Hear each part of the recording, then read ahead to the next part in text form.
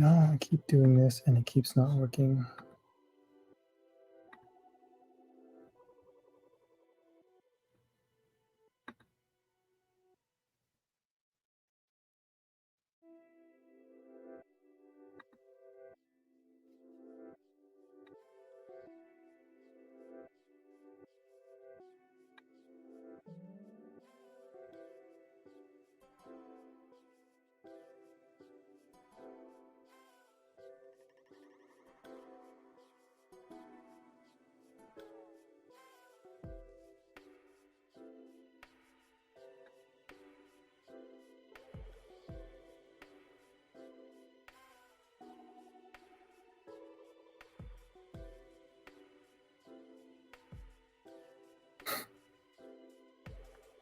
Okay.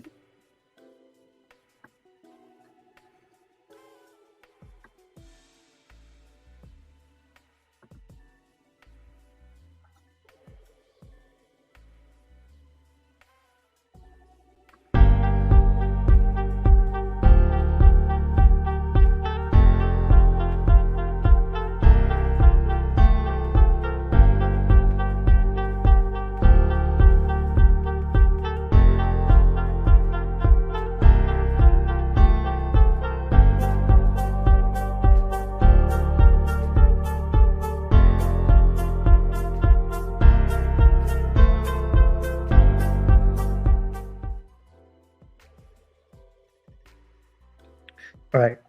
We are live. And hopefully that was a little bit smoother than normal because I often have to, I don't know when it goes live. So I just put the timer thing up and hopefully that works. Uh, yeah, if you're here, like when you show up, say hello. Tell me what kind of art you do if you've never been here before. And, just fill up the chat with some love because I have been nonstop since 4 a.m. this morning.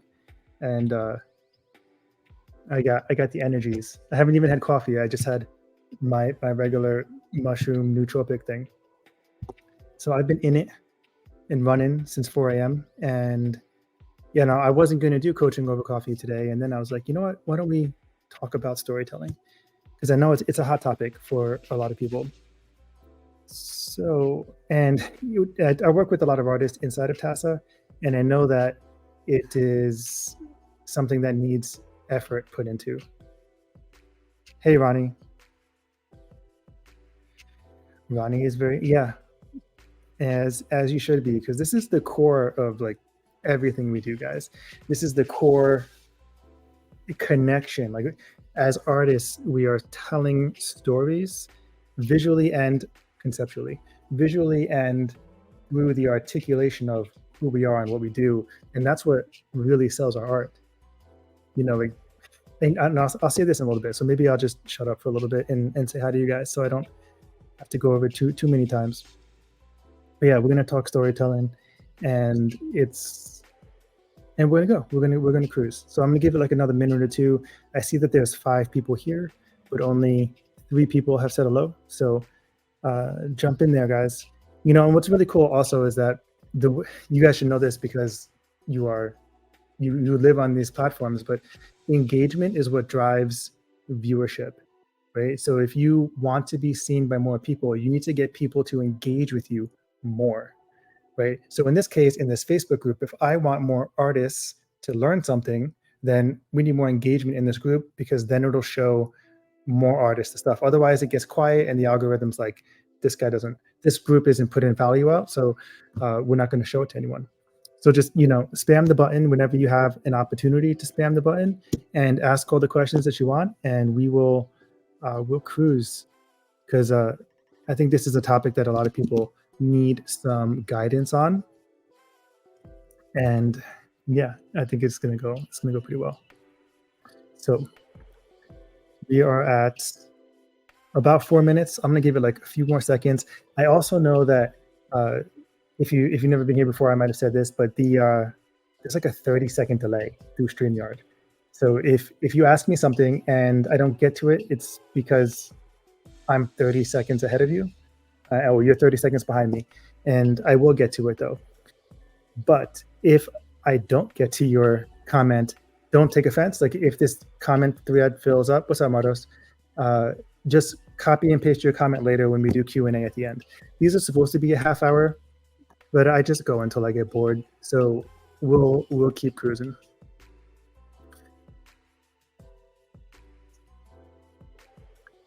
Yeah, so Heather, I know you sent me your, so Heather said, hey, I make all kinds of art. And I know that you sent me your sheet to look at, and I need to do that at some point. I've just been, like I said, I've just been going nonstop. Like right now, my leg is shaking. I've just been going nonstop. And so it's on my list, right? Creating compelling art stories. Are you guys ready to get into this? I think there's 10 people here, which is a fair amount for a Facebook group on a Thursday. So if you guys are ready to get into this, let's start off with the age-old question, right? And this is the question that starts a lot of arguments on Twitter: is should art speak for itself? Right? This your pop quiz for the day. Should art speak for itself? Right? Let me know if you think in the comments. Like obviously I have an opinion on it, and that's why we're talking about storytelling. But before you guys met me, before you started listening to the preaching that I kind of put out, like, did you think that art should speak for itself? Right? Christopher says it depends. Depends on what, I feel like it's a yes or no question. What's up, by the way? I see you showing up every day, every Thursday, which is cool. That kind of gets me. Yes and no depends on the environment. I don't know. That doesn't make any sense to me. Like, what does the environment have to do with the storytelling? No context helps. So no context helps, or so I've come to realize over time. In what way could no context ever add value? Right? So art equals creativity plus context, right? Without context, it's just creativity, just a decoration, just something that goes on the wall. Without context, oh, I think you mean this is a punctuation issue. I think it's no comma, context helps. My bad. Ideally, but people always, ideally, but people always want to know why, and I, as a viewer, also want to know more. Yeah, we always want to dive deeper. And in this training, sometime earlier, we did crafting compelling artist statements was a training that we did a few weeks ago.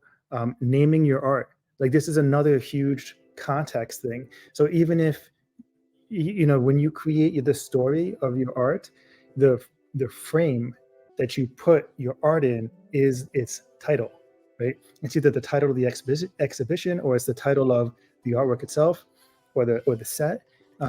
So naming your art is super, super important, and it creates the context for the art. Naming the name of your art is the lens through which the person who is watching is going to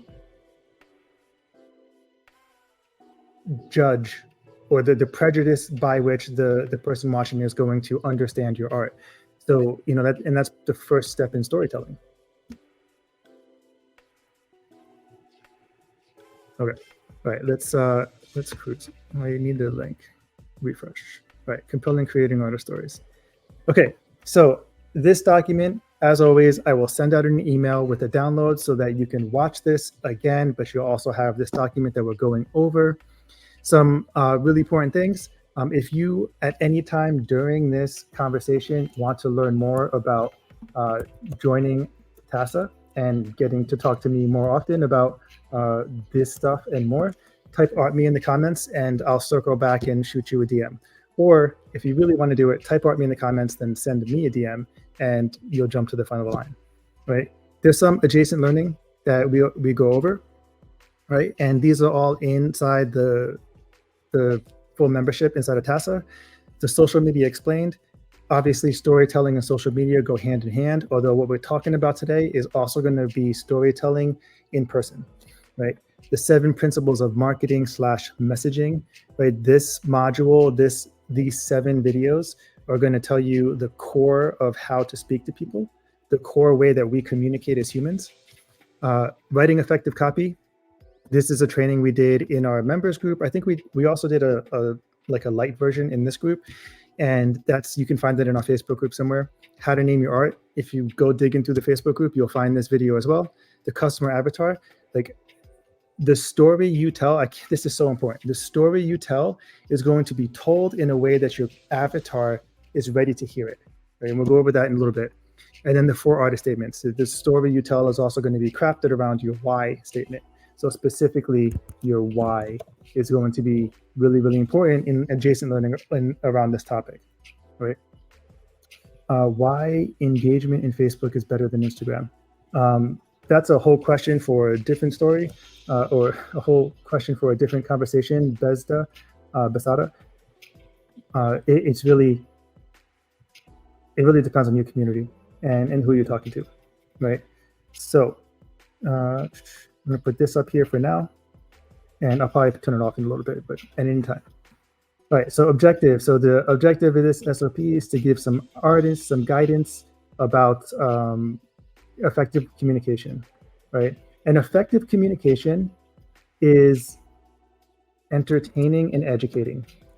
So effective communication should be entertaining and educating. Okay. And I think that's really important because, you know, if you were like Ronnie and Mardos were in our members roundtable yesterday, and we were talking about like, how do we get people to read the next paragraph? How do we get people to read the third sentence? Because 87% of people who are reading something will read up to 17 words before quitting. You know, I quit at like 11. You know, I have to really force myself to get through something that's written. So if you're not entertaining people, then you're not going to get them to read your stories. And that's really important. All right. So key things to know about when you're telling your story is that before you write your story, you have to know who you're talking to. Right. And this is really important. So if your customer, if your avatar is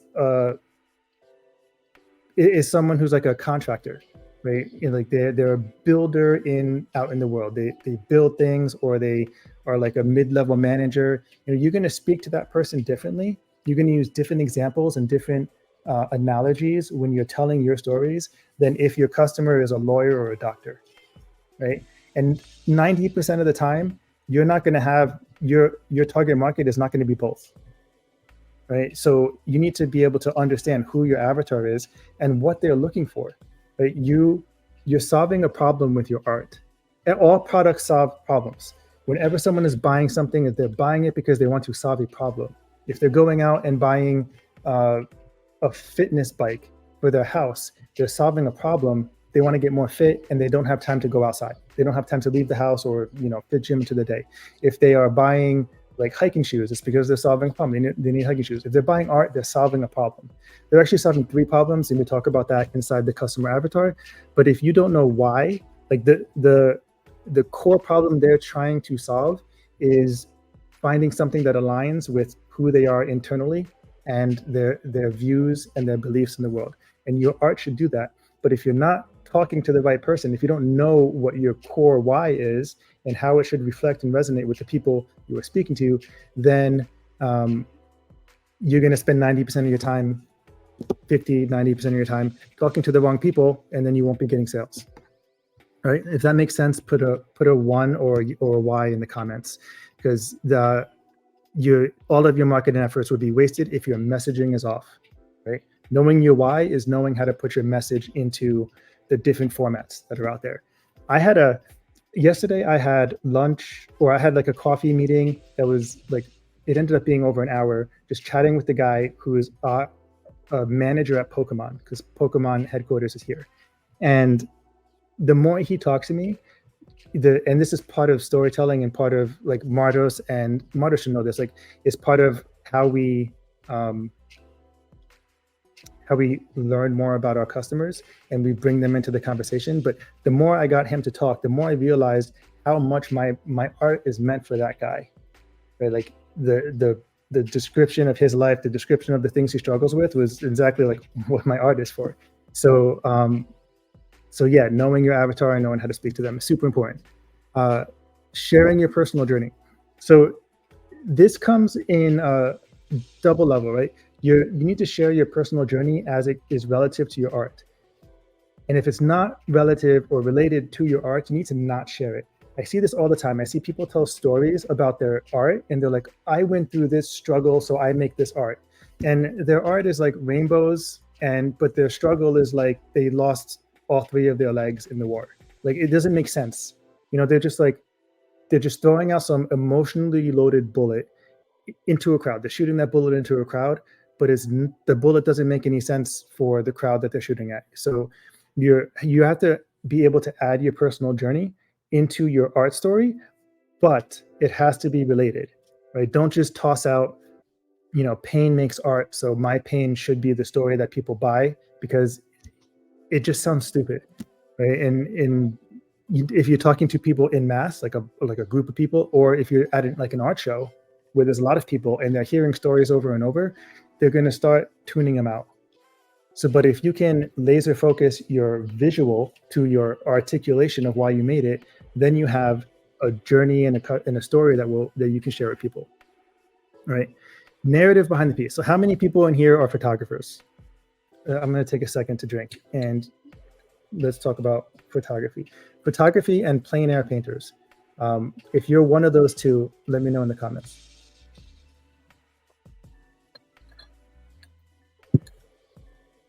Mardos is a photographer. I knew that already. Shiloh. Okay. I think, okay, maybe just the two of you. There's only 8 people here, so whatever.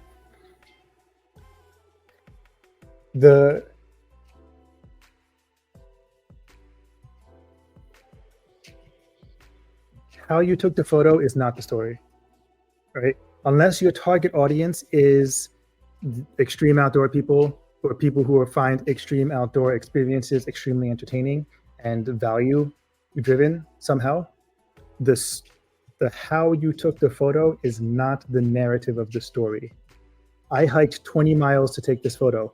Who cares, right? It's still just a photo until you add a story to it, until you add some sort of narrative, until you add some sort of meaning to why you hiked 20 miles. Not that you hiked 20 miles, or not that you survived a storm to take the photo. Like those are interesting like tidbits like to share about the story, but they aren't the narrative itself, right? And I find that plein air painters and photographers always fall back on this, and it's so top level, it's so surface level when it comes to emotional engagement that you're not landing on anyone. You're not hitting anyone deeper than, oh, this guy goes outside, guy, girl goes outside. So, if this is the narrative you're telling and it's the only narrative in your stories, I would rethink it, because it doesn't matter very much. So it's not very engaging for the person on the other side of the conversation, right? Stories in thematic collections. When you guys read this document, you can go a little bit more deeper, but so this goes hand in hand, like the art creation process and the narrative process. Like these are details, but they're not the roadmap, right? These are like the stops you made on the trip, but they're not the meat of the trip. They're not the journey itself. So don't focus on the art creation process except to accentuate certain parts of your stories, right? Okay, and all right, so the other part of storytelling is how do you make it relevant, right? Relevancy is super important on social media. And if your art is speaking to a certain topic and that topic becomes relevant again, or you're speaking to it because it became you created because it became relevant, then you have to be able to articulate a historical context. And I'm going to talk about how to put all this into one story, into one drawn out like package to deliver to people. But I just want you to understand that these are the components of storytelling, right? Art descriptions and titles. So if you want a link to the how to name your art training that I did in this group, put that in the comments and I will respond with a link to that training for you guys, or I might tag you in that group, right? Now, this last part I want to share, and we'll get into it when we're actually talking about stories. But when I'm telling stories, like I was yesterday at that coffee meeting, or like I do when I'm at an art show or something, 90% of the storytelling is me listening to the other person. Because everybody wants to be the hero of their own journey. So it's more important how they respond to your talking points than it is for you to elaborate on everything. So if you follow like my 5 steps on how to tell a story here, but the other person has something to add, then it's your job to step back and let them start filling up your art with their story. And you might have to course correct them on the way so that they also fit into your narrative, because your narrative is really important and you want them to adopt your reason for creating and the purpose of the art. But it also has to reflect for them. They have to resonate with it. So they have to be able to step into your life, into your world, into the thing you created, so that they can be like, oh, this is me. Like, you have no idea how many times I've been in an art show and they look at my work and they're like, oh, that's me. Or when I'm like halfway through a story, they're like, oh, it's me. And at that point, it's time for me to stop. And it's time for me to let them have their moment with the art. Because that whole time, when they're giving you their story and how it relates to the thing that you created,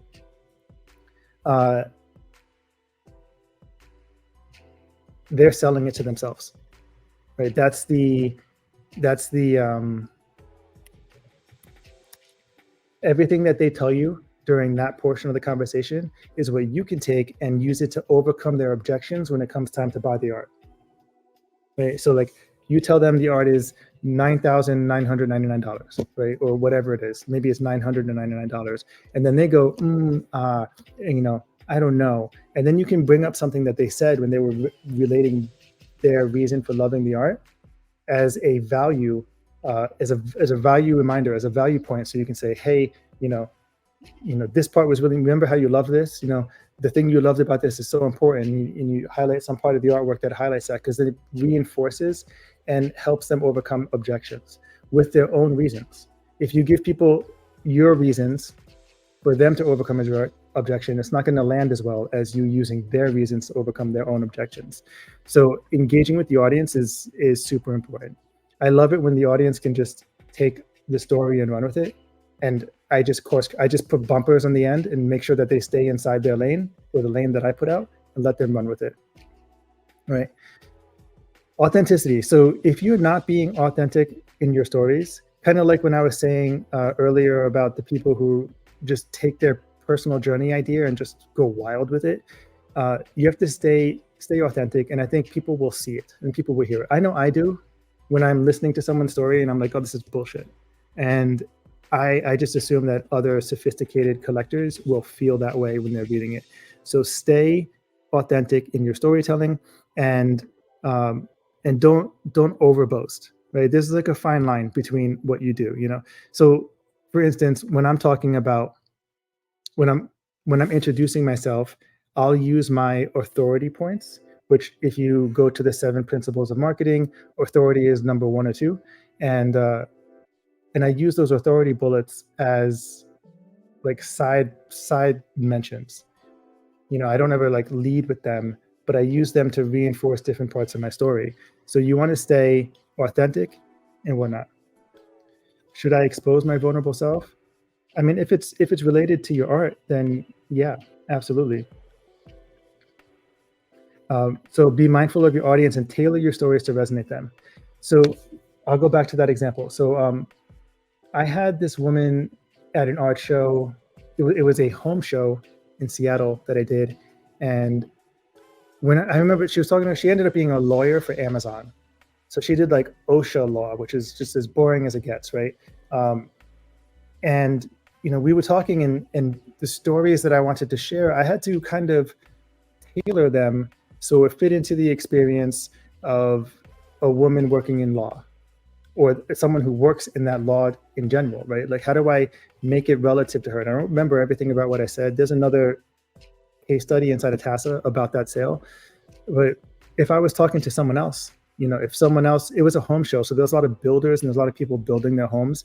And if I run into a conversation with someone else who is just, they're a construction worker, or they own like a major firm that rents out equipment, which I think I did speak to someone who did that. My whole story is different, right? It's still the same core points, but the way I tell the story is tailored toward the person who's listening. So in order for you to tailor this, you need to be able to do my tips for efficiency, right? So then avoid overwhelming your audience. Don't go on and on, right? Let them talk, right? We talked about that already. But recognize when you are droning on. Recognize when you're giving too much, when you're just like, when their eyes glaze over, when they stop engaging with what you're saying, then you've probably overloaded them or bored them, right? Overloaded or bored them. And you got to re-engage them. And there's tips for re-engaging people in the sales modules inside of Tassa. So being able to re-engage the person, but just better than tips for re-engaging is just don't put them in that situation at all, right? Just don't, right? So know, like, your stories, they have to be entertaining and educating, but they also have to be like quick, to the point as you can. And this is really important because in general, like if you're at a real show, you're gonna talk to a lot of people. So you don't want to be like 5 minutes into a story and then you still got to tell another 10 minutes of it to get through to the point, and then you're missing the opportunity to speak to everyone else, right? Or like online, if you have this huge story and people can't get from one paragraph to the other because you don't have hooks, you don't have sentence structure and proper English, they're just going to be overwhelmed to walk away, right? So in order to like talk to someone and be able to deliver your stories, this is how I think you should do it, right? You should have at all times at least 30 stories completely memorized, ready to go, right? Like I could walk down the street, walk the dogs down the street or my cat, and run into someone and be able to come up with a relatable story to whoever that person is, no matter what. Like anytime, it doesn't matter who I meet. It could be a 5-year-old kicking a ball down the street, or it could be an old guy who is being dragged by his little poodle, which we have one of those. It doesn't matter who they are. I can relate to them in some way. And you can do that if you have your stories memorized inside and out. Okay. And in order to do that, I think that we need to do it in this way, right? So every story should start with the drama, and then there should be 5 points about the drama, about the story, that reinforce the drama, right? So every story starts with the drama. That's your hook, right? Like if your story is the lessons I learned while when I almost fell off a cliff, or like when I was drowning or something, whatever it is. Like I have a piece of that was a dream where I was drowning and then it became the art. But anyway, so if that's the drama, you're not going to start with, I ate a big dinner that night, so I fell asleep really early, because that doesn't matter. Like that might be a part of the story, but you got to start with, I had a dream when I was drowning, right?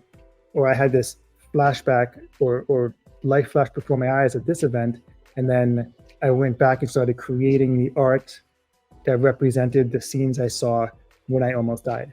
And then you can talk about the scenes, but you have to start with the drama, because that's what's going to hold people, right? And then you want to be able to talk. So what you do, if you want to do this and you want to do it well and you want to do it intentionally, is you create 5 stories that are relative to you or your art, and you list the drama in each one. And then below that, you're going to put, so you're going to have story like 1, right? And then you're going to have drama, or whatever the big point, the drama, the big lesson, big picture, right? And then under that, you're going to have your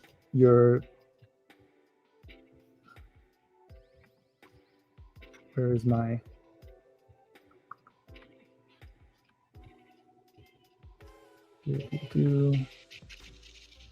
I want this one. Why are you not being nice to me right now? Okay, so under that, you're going to have your points. Points 1, 2, 3, 1, 2, 3, 4, 5. And that's it, no more than 5, right? You could have less than 5, but you have to have no more than 5, or you're going to lose your customer. You're going to lose your audience on the other side. And then you do this for stories 1 through 5. You memorize them, and then you add 2 more. And then you add another 2 after that. And then you add another 2 until you have 30. Right? If you can have 30 stories in your pocket, then you can be the most interesting person in the room every time you walk into a room, right? I saw some stuff in here. I did send through a DM painting that was inspired by a song. You sent a DM to who? From a rock group in the 2000s. That's cool. I did send through a DM. Okay.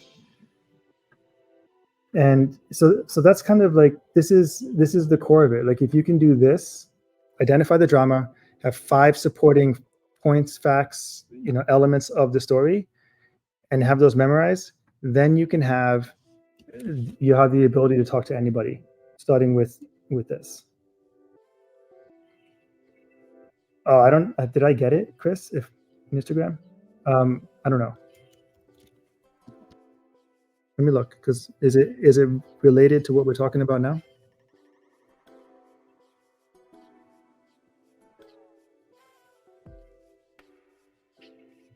To which account? I have several Instagram accounts. Let me check out Chris's story.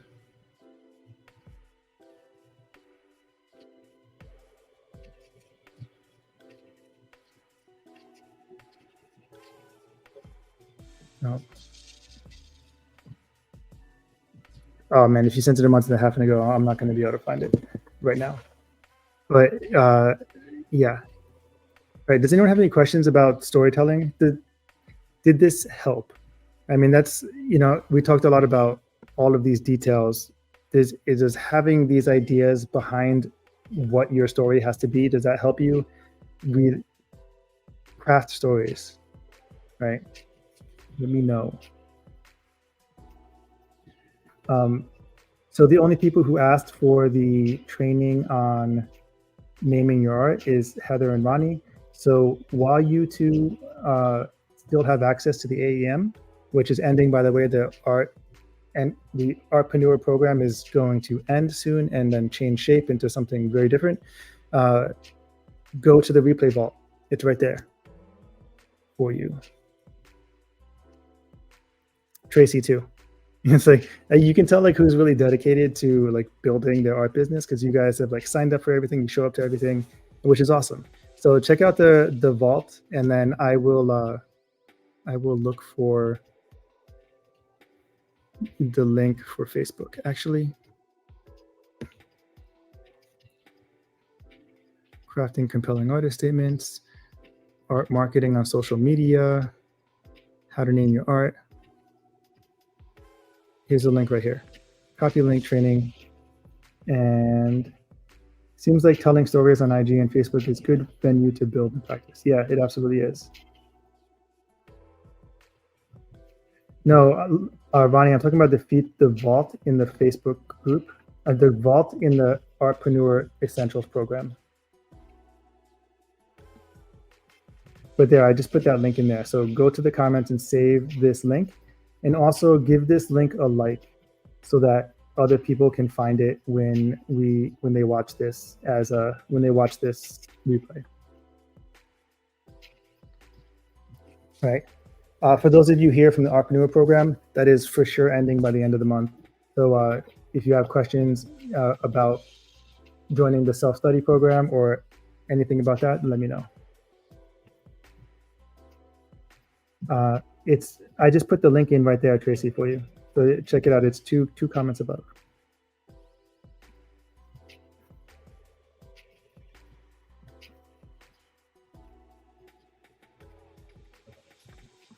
Cool. All right. How to name your art. Yeah, so that'll take you straight to the Facebook live that I did. All right. No one said that this was helpful, so maybe I need to rethink how I teach this little bit of information. But I did my best. All right. Any last minute questions before we cut out for the day? Let me see who's here. Oh wait, what is happening? Oh, I clicked on my own live. Damn it. I don't know how to turn that off.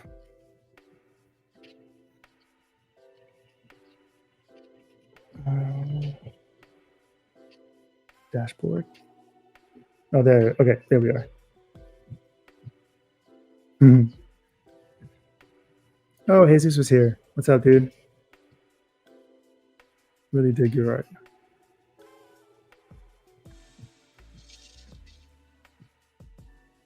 I remember some of this information from previous videos. Yeah, like this stuff is very, very interconnected. Okay, so if we go back to this, like parts of what we talked about is in all of this stuff. So yeah, it's very interconnected. Just realize you have great stories to tell. I just have to know how to deliver them. Yeah, I mean, you can also um, like if you do this in a reel, your hook for the reel is your drama, your the drama of the story. Like I'm not saying drama like Mean Girls drama. I'm just saying like the dramatic part of the story. That's your hook.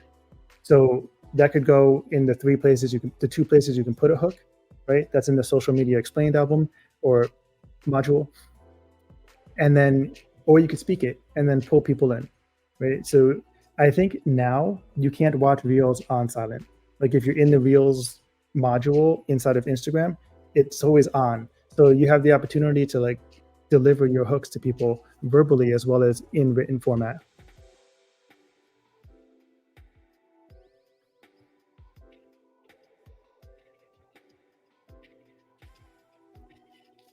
I don't know what TTFN means, but I'm assuming it's good because Matos is nice to me.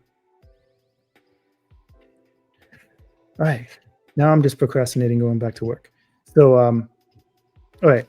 So if you guys are interested, shoot me a DM in the main program, and I am going to go back to doing all the art stuff that I have to do today before I let myself have fun.